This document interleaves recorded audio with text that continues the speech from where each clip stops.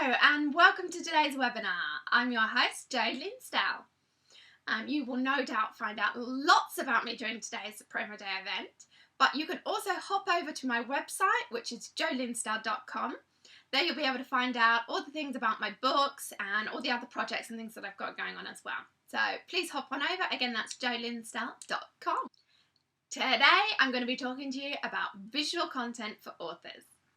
Now, as people who are used to working with words, you might be thinking, why do I need to know about visual content? Now, that's exactly what we're going to be covering in today's webinar. I'm going to be talking to you about why visual content is so important. We're also going to be taking a closer look at some of the top visual content sites that are out there on the internet at the moment. And I will also be sharing with you lots of tips and tricks and how-to information about the kinds of content that you can put out there and how you can leverage that content to get the best results.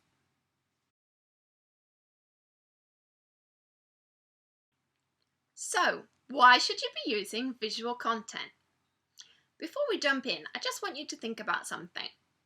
Now, by now, you're probably using at least one of the major social media networks, whether it's Facebook, Twitter, or one of the others. Something you'll have noticed in their most recent redesigns of their sites is that all of the social networks are giving more space to visual content. You get a bigger banner at the top of your Facebook page. You get a bigger avatar on your Facebook page. On Twitter, you get a bigger banner across the top of your profile. You also get a bigger avatar picture on your profile. Now, Twitter have also gone that little extra. They've given you a newsfeed which is only for visual content. That's all the images and videos that you're sharing. Now, this should show you that these social media giants have all realized the power of visual content. Okay, and they are optimizing their sites to favor visual content in their news feeds. Still not convinced? Here's a few statistics from 2014. The amount of video in Facebook news feeds increased by 3.6 times. Tweets with images receive 18% more clicks, 89% more favourites, and 150% more retweets. Adding a photo URL to your tweet can boost retweets by 35%. Pinterest increased active users by 97% over 2014. Instagram now has over 300 million registered users, making it the fastest growing social media network in 2014. In this section, we're going to be taking a closer look at Pinterest. The site boasts over 70 million registered users, okay, a large percentage of which are active monthly. Now, one of your goals is obviously to generate traffic, both for SEO purposes, but also to get those hits to your website and also to your product pages. Okay, now Pinterest is perfect for doing that. In fact, it's almost as if it was invented purely for that fact. Pinterest accounts for 90% of all social media shares, making this site for uploading and curating photos a search engine in its own right. Although it's famous for photos, there's actually a lot more you can do with Pinterest. Videos, slideshares, and even podcasts are all pinnable and watchable directly from the Pinterest newsfeed. If you are going to be dealing with images, try and think about vertical images that you can share, as these stand out best in the newsfeed. And now for some top tips for how to optimize your pin boards. Most websites now have a pin it button on them. That's right, even if you go to book-selling sites like Amazon.com, for example, on your book's product page, you will see the social share buttons, including that little P for Pinterest.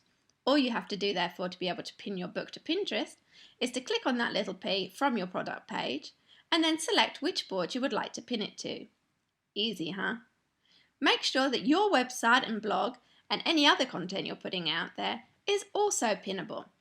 You can do this by adding the Pin It button using the widgets that they have on Pinterest themselves, or you can add a social share button, for example, via share this or add this. There's lots of different options available, where you can actually select which social share buttons you would like to add on your post. Make sure you've got that little P on there.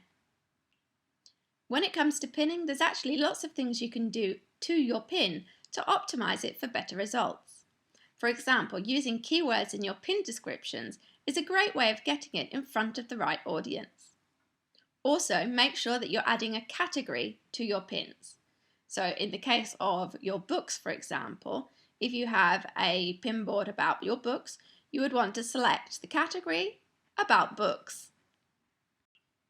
75% of all Pinterest daily traffic comes via mobile apps. Install the mobile app on your smartphone or tablet, it's completely free, and you can pin on the go. This is a great way of saving time, but also making sure that you don't get sucked into that time warp that is Pinterest. Trust me, it's addictive. Group boards are a great way of reaching a wider audience on Pinterest. Join together with your colleagues, people in the same niche as you, or just other authors, and build a Pinterest board together. This is a great way to help you all reach more people. And lastly, as I mentioned before, Pinterest is highly addictive. 5 minutes of pinning can quite easily turn into 5 hours. Now, as a writer, you would want to be using that time writing and not just pinning. Okay, so set yourself a timer. This is also a good thing because it means that you're not going to be filling your followers' news feeds, okay? You do not want to give off that spammer vibe, okay? So limiting your time is also good from that point of view. If you're not sure what to pin, here's a few ideas to get you started. Now, there's the obvious stuff like pinning your product page for your book or your website, but there's also a lot more you can do with your Pinterest boards. For example, you could have a board with photos of research. You could in fact have more than one board dedicated to research because you could break it down into different categories. For example, if you're an historical fiction writer, then you might want to have one board about dress during that period. So you'd cover pictures of clothing that used to be worn during that era. You might also want to have another board which is about historical events that happened during that time. Another idea is to have a board where you share covers of your favourite books. What about a board dedicated to the tools of your trade? Here you could pin information and photos about various different computers or applications, or even pens, pencils and paper. Anything that shows that you are a writer.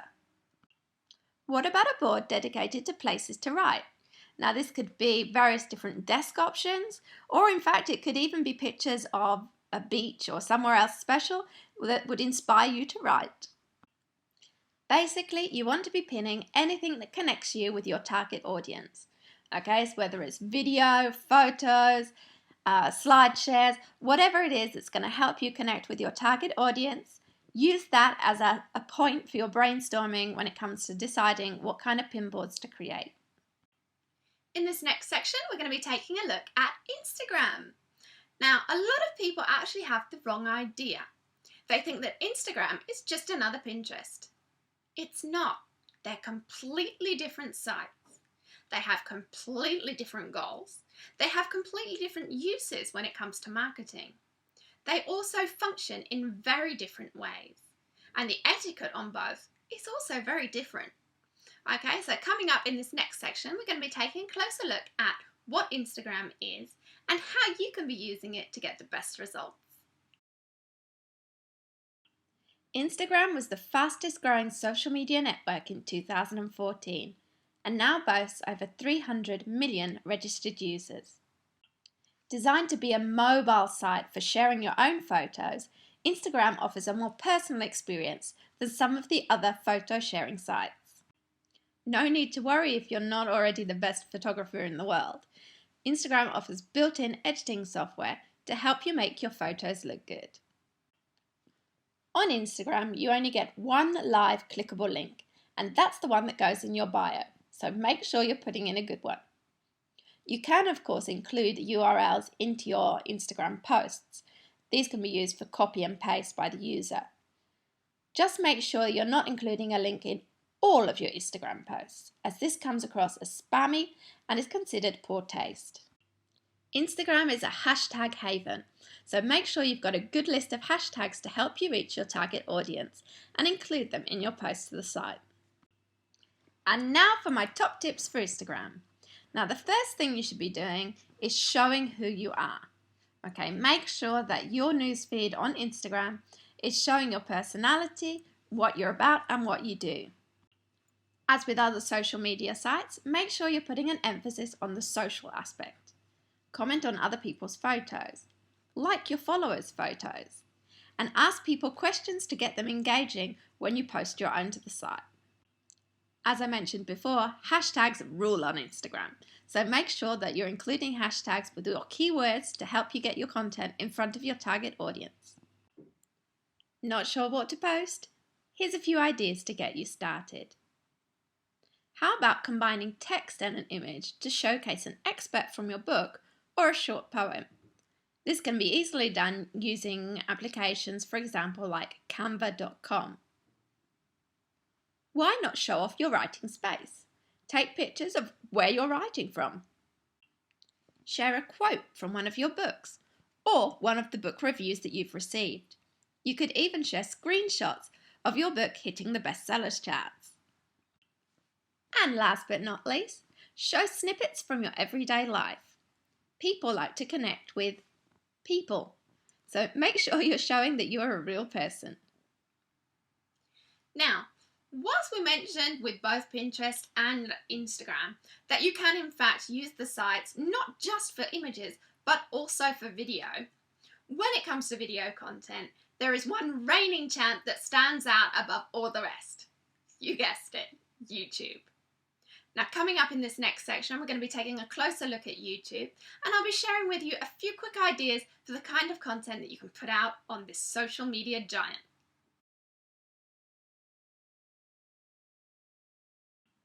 With over 1 billion registered users, YouTube is the largest site for uploading and viewing video content on the internet. YouTube is owned by Google, but is a search engine in its own right. The benefits of being part of the Google family go beyond just search engine results, though. Google Plus Hangouts can in fact be live streamed to YouTube. And now for my top tips for YouTube. One of the first things you should do is personalize your channel. You can do this by adding a banner, your links, and a welcome video. Next, create some playlists. Not only does this make it more organized and give off a more professional vibe for your channel, but it also makes it easier for your viewers to find the content they're looking for. 300 hours of video are uploaded to YouTube every minute. Make sure you're using a good thumbnail image on your video to help it stand out from the competition. Another way to optimize your videos on YouTube is to make sure you use keywords in your titles, tags, and descriptions.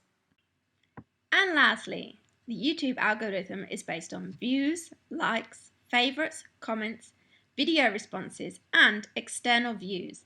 So make sure that you're embedding your videos on other platforms too.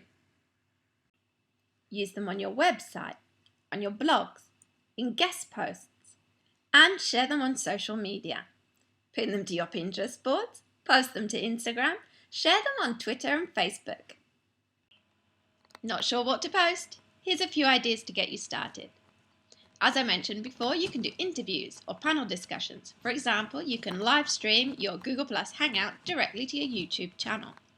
There's lots more you can do though. For example, take people behind the scenes. You can show them how and where you write, the people you work with,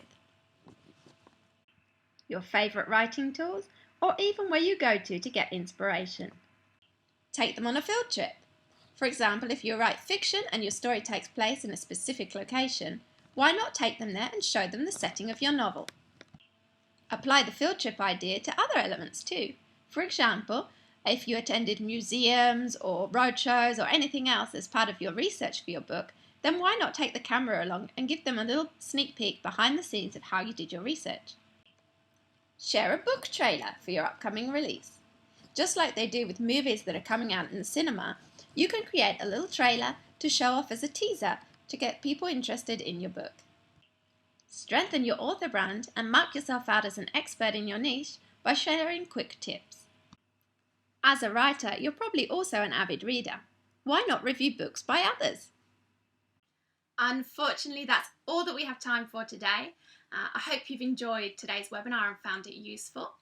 If you would like to give some feedback, comments, have any questions, then please leave them in the comment section below. I'd love to connect with you all. If you would like to connect further also through social media sites, I'm a complete social media junkie, so I'm literally everywhere. You can find all of my social media links and also connect with me through my website itself, which is jolinsdell.com. So I hope you'll hop on over and I look forward to hearing from you soon. Enjoy the rest of promo day.